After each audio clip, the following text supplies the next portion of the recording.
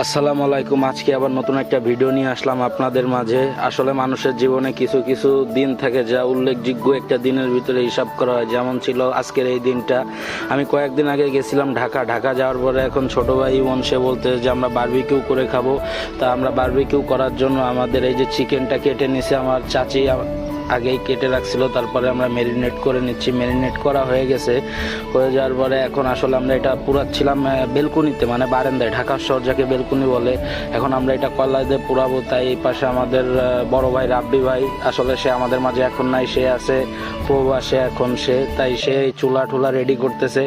আসলে সে যাওয়ার কিছুদিন আগে আমাদের এই ভিডিওটা, তারপরে সে চ্যাট করতেছে আর দেখাইতেছে যে আমি তো আজ বাদে কাল বিদেশে যাব, তাই ভাই ব্রাদারের সাথে একসাথে আমি একটু মজা করতেছি। তারপরে এই পাশে আমি কয়লাগুলো ভাঙ্গে আগুন ধরাই দিলাম। আগুন ধরাই দেওয়ার পরে তেল বেশি হয়ে গেছিলো, তাই আগুনটাও অনেক জোরে ধরছিল। এই পাশে আমাদের মুরগি বারবিকিউ করা শুরু হয়ে গেছিল, আর এই পাশে অনেক অন্ধকার হয়ে আসছিল, ঢাকার শহর আটকা জায়গা বেলকুনিতে।